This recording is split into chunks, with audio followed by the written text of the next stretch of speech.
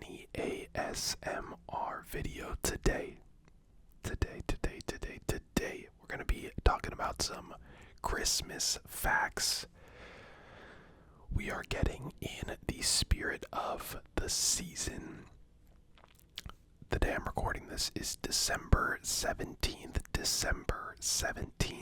And, yeah. Christmas is upon us. The season is here. 'Tis the season to be jolly. So, let's get right into it. We're going to be talking about some Christmas facts. Don't forget to like, comment, and subscribe if you do enjoy the video. Don't forget to subscribe if you haven't already to the channel. Here we go. Fact number 1. Christmas wasn't always on December 25th. Although Christmas celebrates the birth of Christ, it doesn't actually mention December 25th anywhere in the Bible. In fact, some historians think Jesus was born in the spring, not the winter at all. Christmas on December 25th wasn't celebrated until about 336 AD. Yeah, that didn't surprise me at all. But, this is a surprising Christmas fact, so... Not particularly surprising to me, but yeah, like, it didn't surprise me that we would celebrate it on a day that was chosen based off of things many years ago, so. Gifts have both Christian and pagan origins. For Christians, gift-giving at Christmas mimics the presents the wise men gave to Jesus and the charitable giving of the ancient Saint Nicholas. However, winter gift-giving also has its roots in Saturnalia, a pagan holiday where they gave offerings to the gods. That's pretty cool.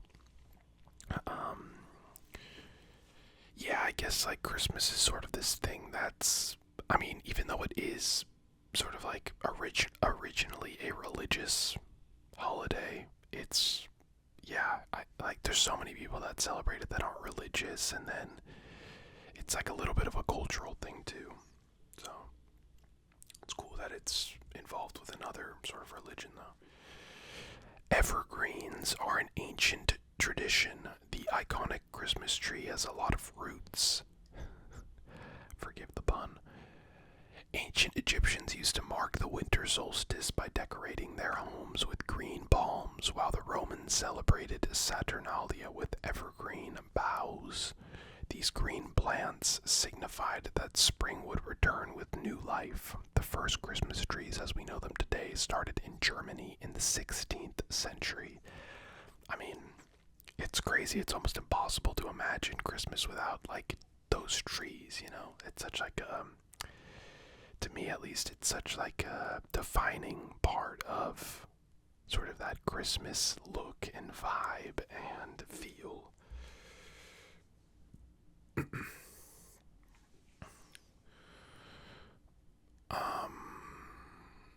You can thank Prince Albert for your Christmas tree. Christmas trees have German roots, but they really took off in popularity thanks to Queen Victoria and her husband. In 1848, they were sketched standing in front of their tree with the children by the Illustrated London News, which quickly made Christmas trees fashionable. That's cool. So they didn't actually become commonplace until, yeah, like the mid 1800s-ish, so not that long ago. Saint Nick was much more generous than jolly. The original Santa Claus was actually Saint Nicholas, a Christian bishop in the 4th century. He didn't wear the red suit that's so famous today, but he did give all of his inheritance to the poor and needy. In Dutch, his name is Sinterklaas, which later morphed into Santa Claus. Pretty cool, seemed like a very good guy.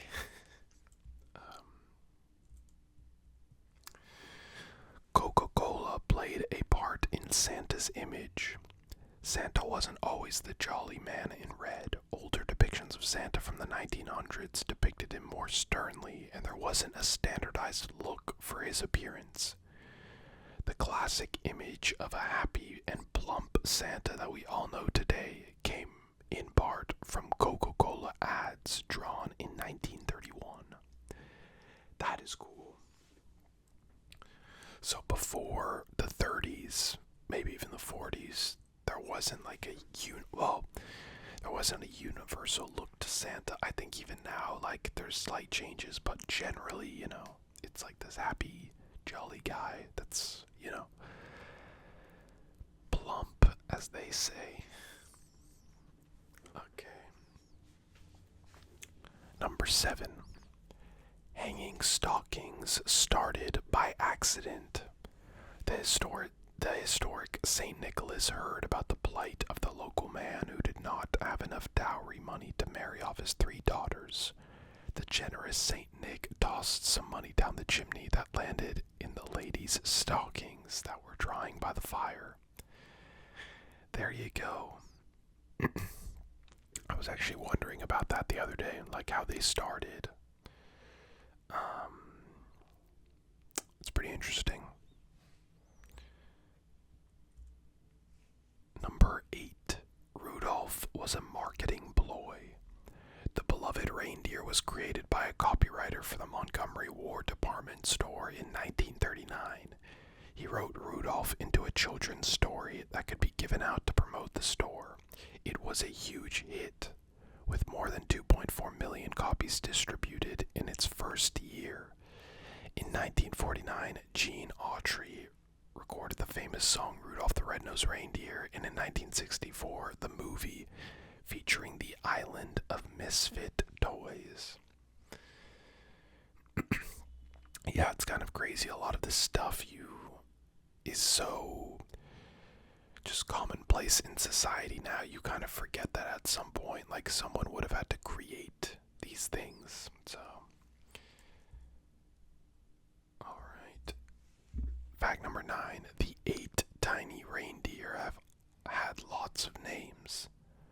Rudolph was almost named Rollo or Reginald, and his crew has also had a lot of other names. They've been previously called Flossie, Glossy, Racer, Pacer, Scratchit, Feckless, Ready, Steady, and Fireball. What?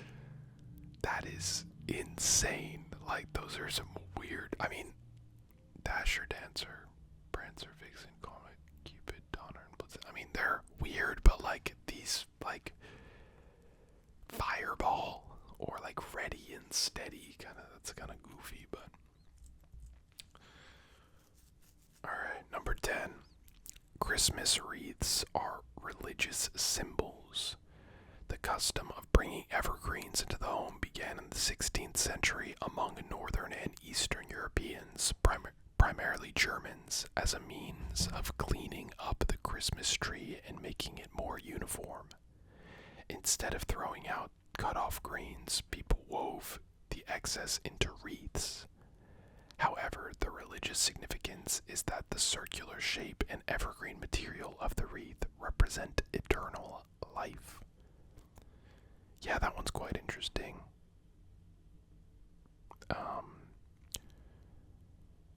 It doesn't surprise me that people think of them as religious symbols. And it doesn't surprise me, again, like everything else on this list, it's not really surprising that they have some sort of history there. And we'll end off with this fact. I read about this fact recently, but maybe it will be new to all of you. Jingle Bells was originally a Thanksgiving song. Turns out we started dashing through the snow for an entirely different holiday. James Lord Pierpont wrote the song called One Horse Open Sleigh for his church's Thanksgiving concert in the mid-19th century. Then, in 1857, the song was re-released under the title We All Know and Love, and it's still among the most popular Christmas songs today. Yeah, I mean, that is crazy to think that that was ever written for, like, a Thanksgiving time. And I was having this discussion, how, like, there's not really like a holiday. I mean, I guess there's like a couple of Halloween songs, but you don't really get like songs for other holidays like Thanksgiving and like Halloween and like Easter and stuff like that. It's really just like Christmas music. So it's weird to think that like Dashing Through the Snow, is that how Jingle Bells goes? I think it's weird to think that that was written like for Thanksgiving. Obviously, you know, the weather in the months is similar and all of that, but stuff like Jingle Bells and all of that has like really is like so synonymous with Christmas. It's almost impossible to think that it was ever for Thanksgiving.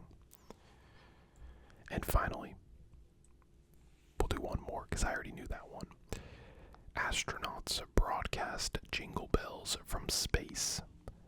9 days before Christmas in 1965, astronauts Wally Schirra and Tom Stafford aboard the Gemini 6 told Mission Control that they saw an unidentified flying object about to enter Earth's atmosphere.